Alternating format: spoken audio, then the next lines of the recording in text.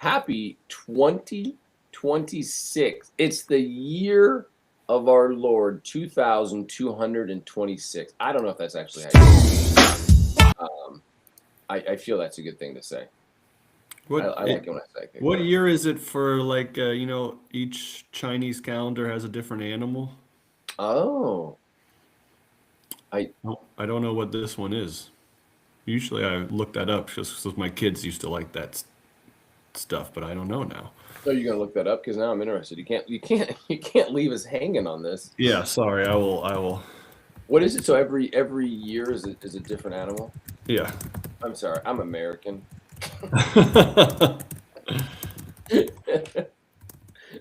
Hey, so as you're looking this up, I got new World Cup soccer balls from Capelli. This is the that's the American one. This is the general one for the final, and yeah, I've been seeing those around yeah, in switch my shopping back up. areas. Oh, it's They're the a cup. I think this is a horse year. A horse. Oh, okay, Chinese okay. calendar is the year of the horse. Mm. I That's think one thing that that's positive, right? yeah, I think so. It reminds me of something I stole from Lindsay Eversmeyer. Oh boy. Is she called it a donkey touch when they take a back first touch? I know donkey's not quite like a horse, but um, that's actually where my mind just went to. How sad is that? That's where my mind Donkey did. touch. Yeah, donkey touch. Yeah, yeah. What But yeah, what so year yeah, you what can year were you born in? I can get you your animal for don't the you year. don't you it doesn't matter. 1995. No, you were what?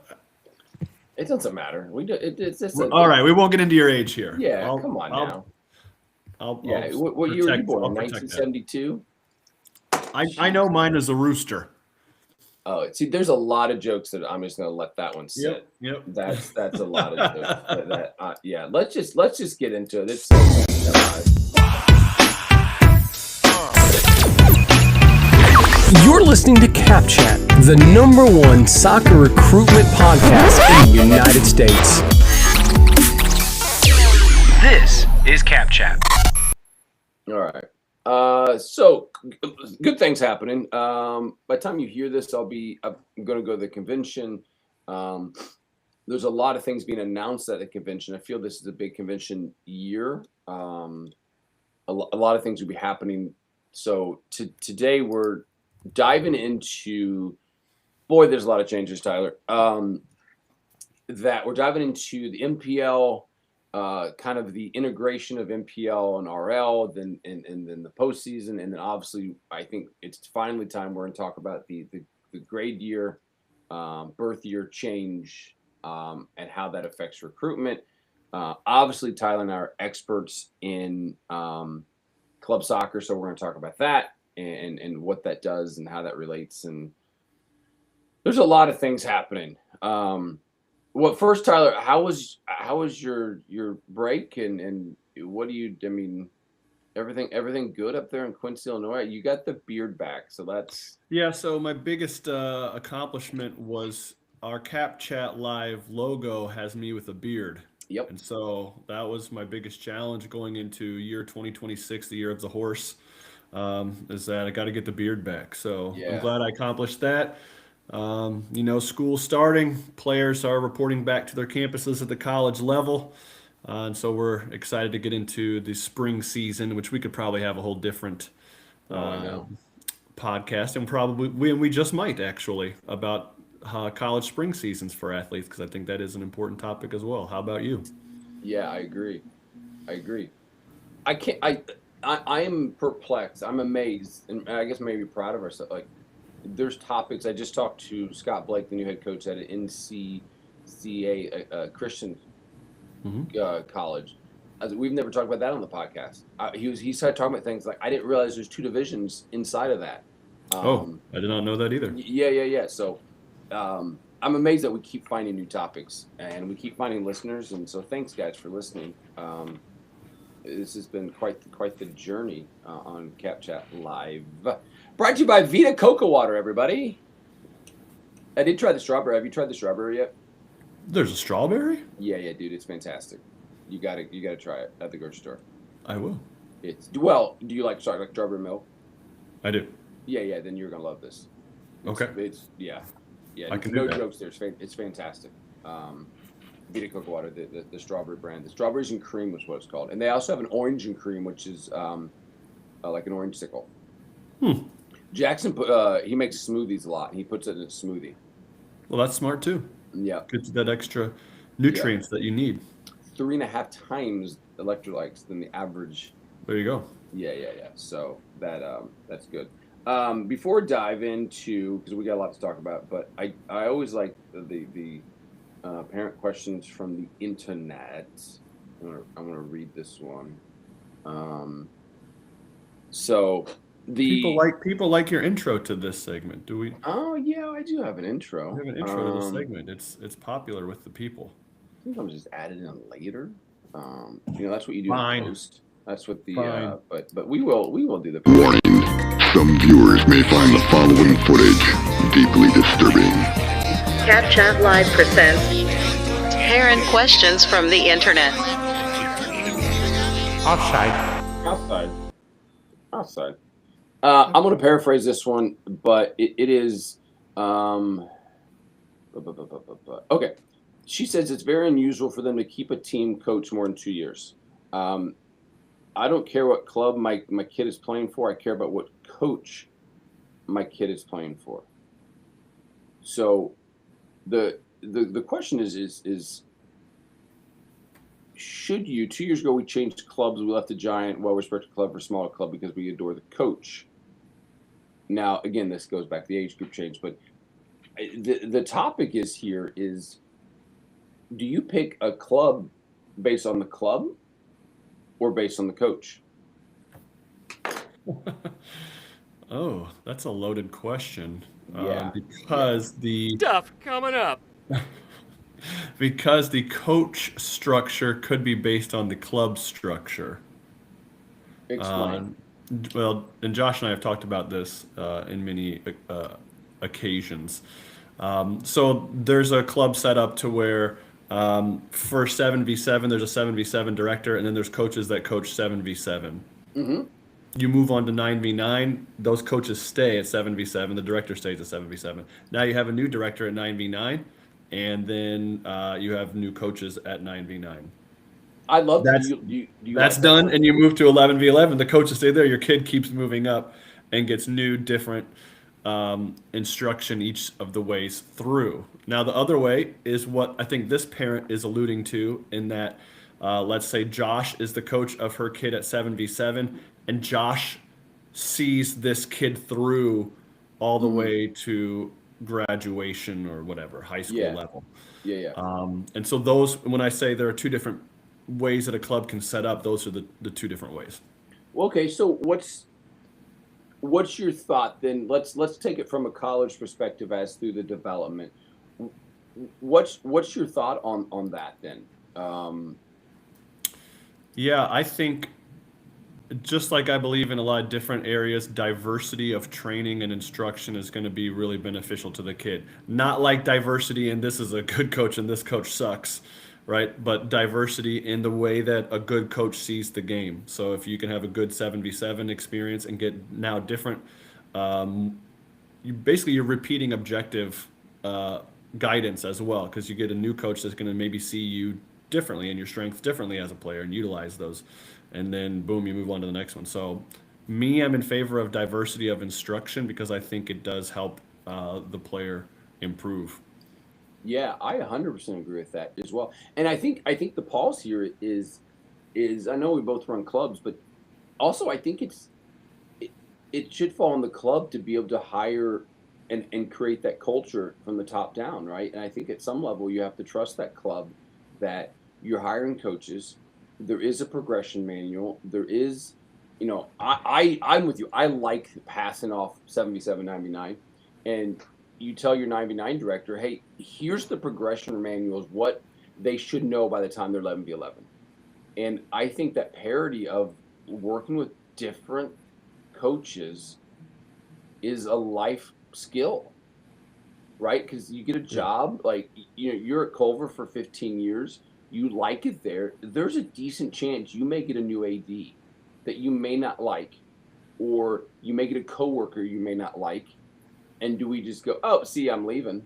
And I think a life skill is like I think we're very quick to just jump club because I don't like this coach as much, but you got to be able to learn something from that coach. Is my opinion. I think you should go for the club, but now, again, I think I would assume clubs have failed. Some clubs have failed in that situation because they're just a collection of teams instead of a club.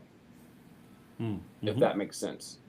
Yeah, there should be a consistent game model that progresses you from 7s to 9s to 11s.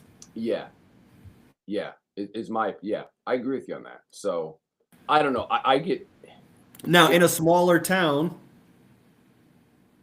the diversity of good coaches may not exist. And so you may want to stay with someone you know is going to be a good developer all the way through.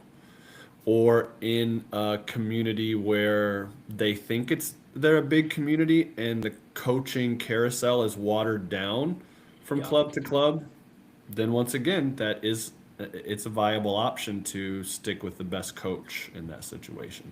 That's true. But I also think, though, and I think you're only able to coach.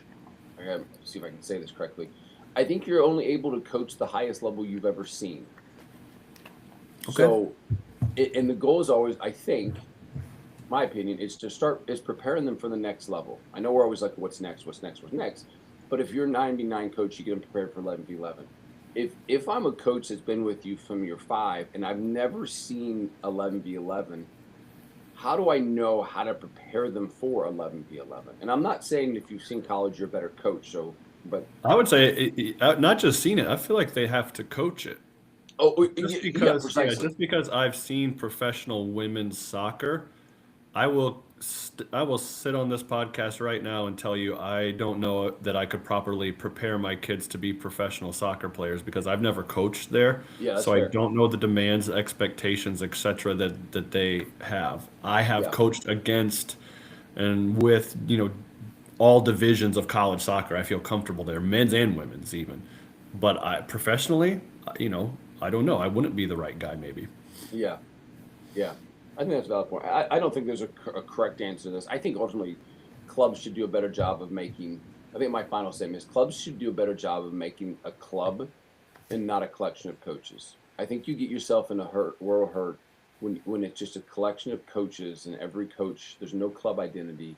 And it's just a coach picks up and goes. I mean, there's no club. That's my opinion, though. Yeah. And yeah.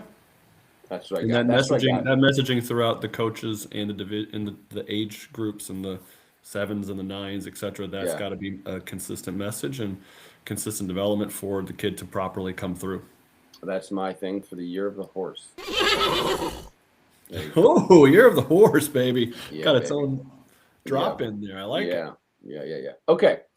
Fun stuff. So.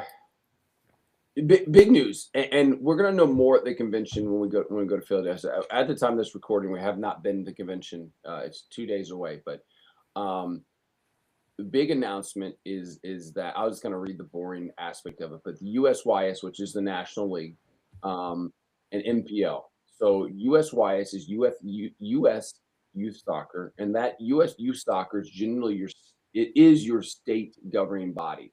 So US Youth Soccer is with. I'm in Missouri, so it's MISA, Missouri Youth Soccer Association. Illinois is Illinois Youth. So every state has their own. Is what the USYS is. And then there's US Club Soccer, which is a different governing body. Now, US Club Soccer has ECNL and also the National Premier League, which is MPL. So this is the first time that these two organizations are now. They used to be rivals. It was either USYS, US Club.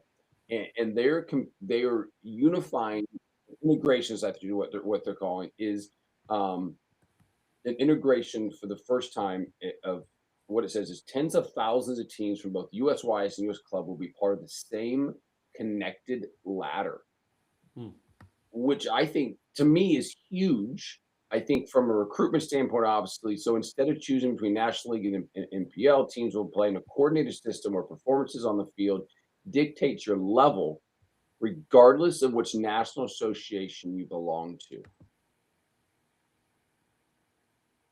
it's also then creates a major part of this is the new postseason integration where MPL qualifies and will compete directly against ECNL regional league qualifiers. So we'll stop there. What's your gut, Tyler? I know this is what's your thought on this of this integration? Yeah, my first thought is that this is needed rather than creating more leagues, more divisions, more watered down competition nationally for boys and girls soccer. Let's try to bring them together. And that's a great first step to identifying talent the best way that we can in a national sense. You solidified that very quickly.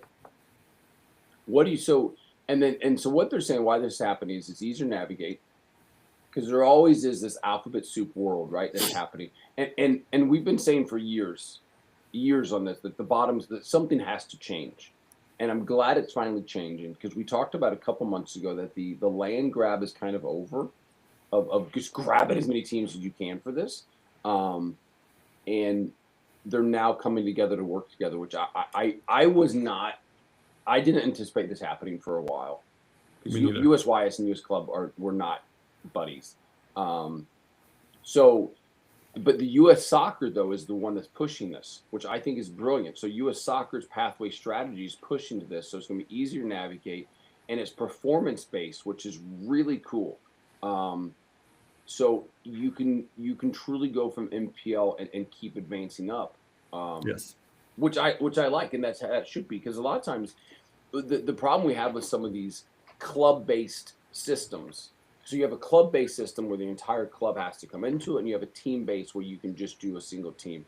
And what's always been tough sometimes is that you may have a really good 2012 team, they dominate, but your 2011 team struggles. But they have to be in this national platform because your entire club is. So your 2011 team just gets the butts handed to them, and the 2012s dominate. But this is giving now them in the postseason gives them a chance to play each other. But are they still required to be in that league for the year consistently? for Like the one NPL? team can't be, this level ECNL and the next one can't be NPL in the same club for just if you have two teams, or not two teams, but Oh, one that's a team. good question. So if Rush Soccer has an MPL and an RL, are you saying will they play each other? I bet they. I would Not think will they would. play each other, but like you were just saying, if a team isn't good enough for the top level, they have to play in it. Do they still have to do that? Because Well, the whole they- club has to do it. Yeah, correct. That one they have that really set information. Okay. So that's gonna be more at what it says here is gonna be more at the convention. They're gonna tell us more. So when I get back, I'll tell you. Okay. But anyway, so I don't know. I like it, man. I like it because there are so many times that you're in a city and maybe all you have is MPL and people look down. So I think now you get a chance to really really come in and be able to compete and say, okay, I'm MPL. And there's always been this stigma like, okay, you're RO, you're automatically better than everyone else. Maybe you're not. So I think it's good. It's good for soccer, and I think it's good for the competition. What does that mean? For these other leagues, I don't know. But so this is, and it says you won't if your child is in here. Here's another. Why is this happening? This is what they say. Easier to navigate, performance based by linking these leagues. The system rewards winning and development over just paying to play. Operational efficient, and it allows for better scheduling and more regionalized play, which helps lower cost stream. Which that I do like that point because now you have an MPL, you'll be able to play a MPL can play ECL, and you don't. Yeah, I like that as well. Yeah, you play teams that are going to be closer to where you live, Yeah, regardless of the letters behind your team name, and that could save some money for the year, which, it's been, I would say it's been getting worse and the travel costs are getting higher Yeah. for each, not just the top divisions, guys, like all divisions now. And so this is something that hopefully we could regionalize more through this partnership. Yeah. Well, and there's so many people that just assume because you're in this league, it's better. There's a club here in Kansas City that's in not even in this same conference, and they travel.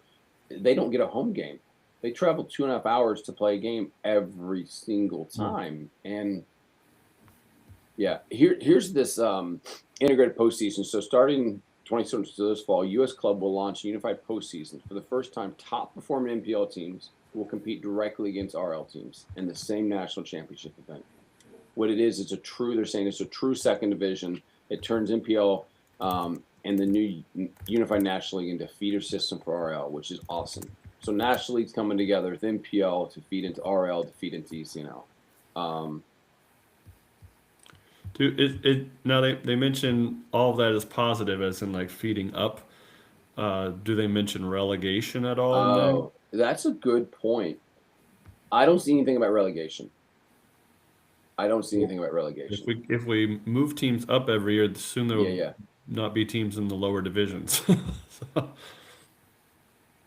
Yeah, maybe because I'm wrong. National League has always operated. National League has operated with two different systems. They've operated on a club base and a team based.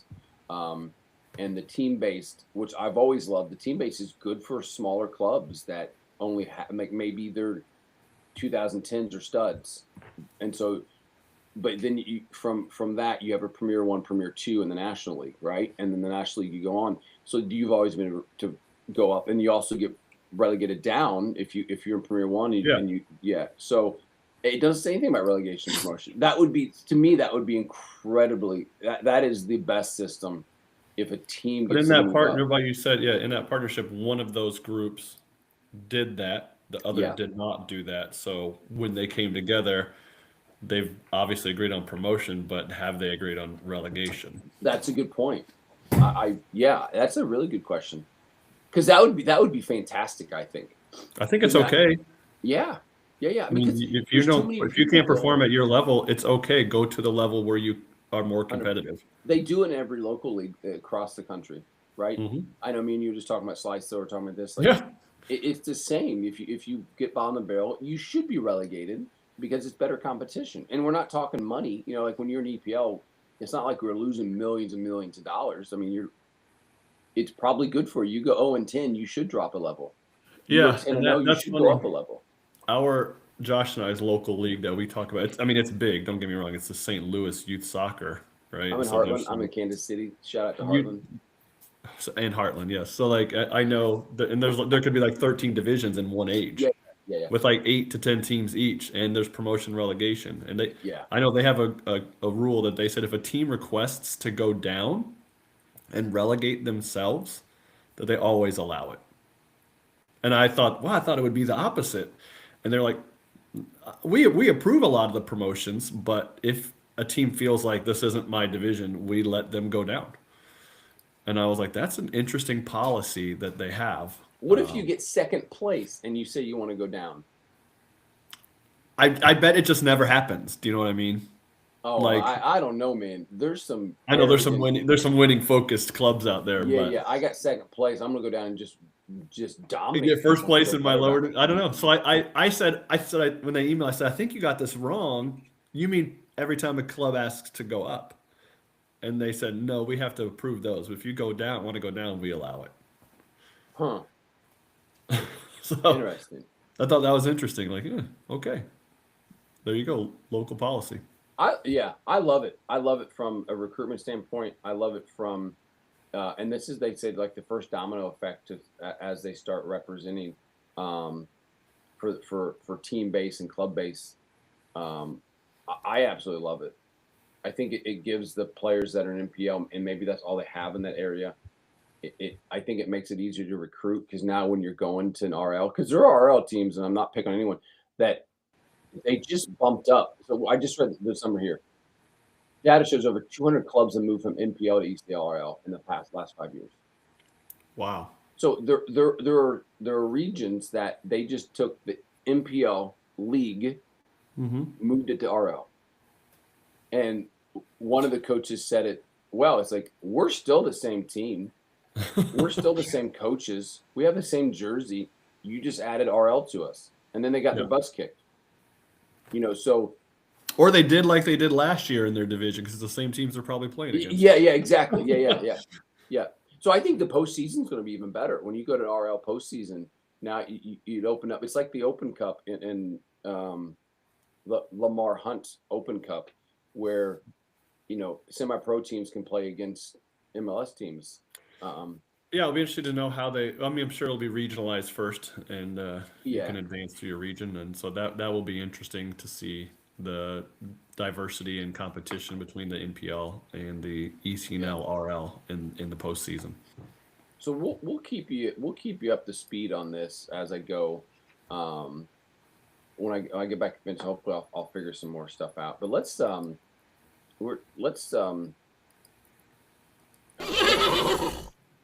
about the.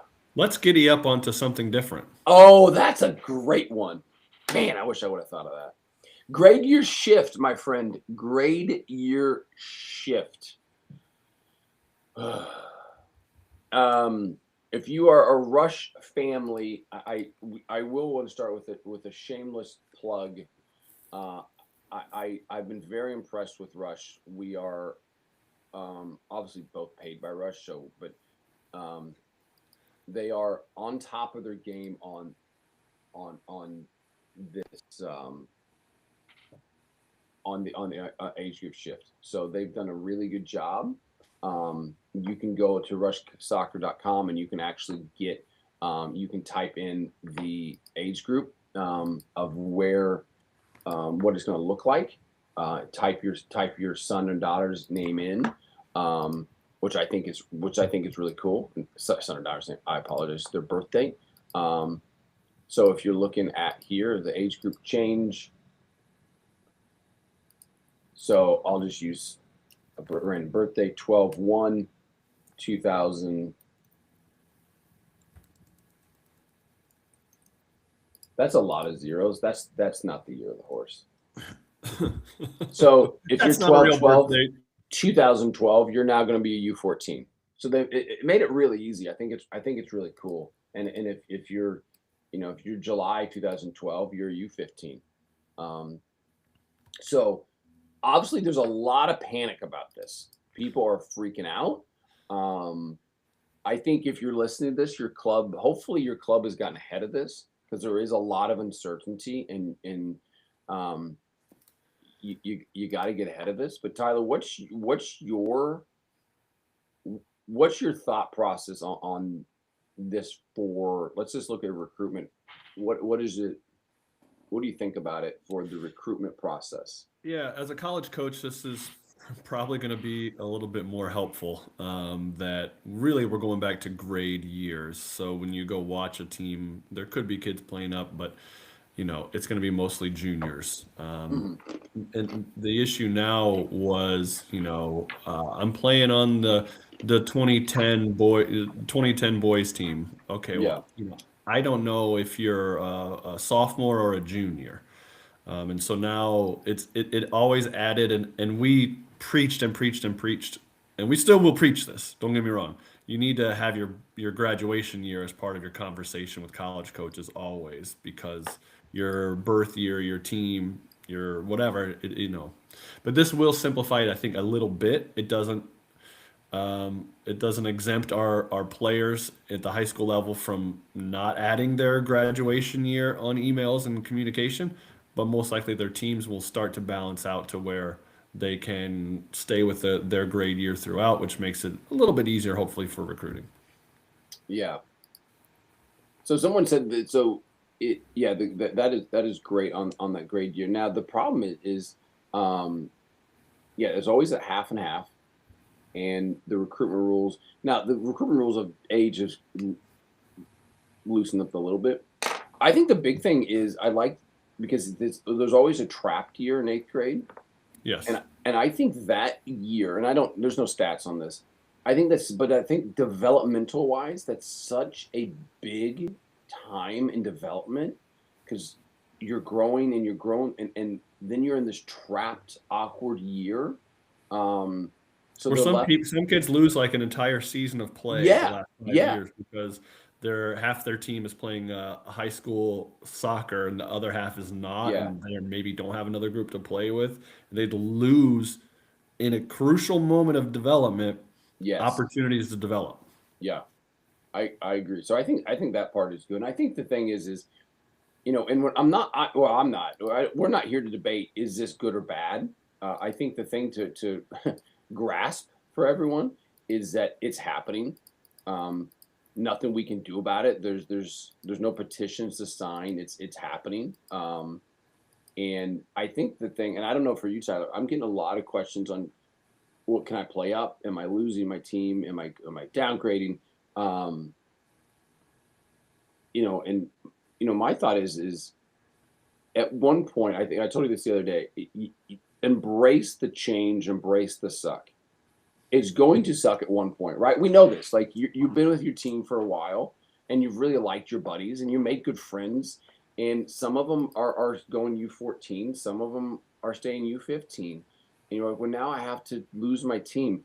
But if you don't do it now, you're going to look up in the prime recruitment, like junior, senior year, and now you literally don't have a team.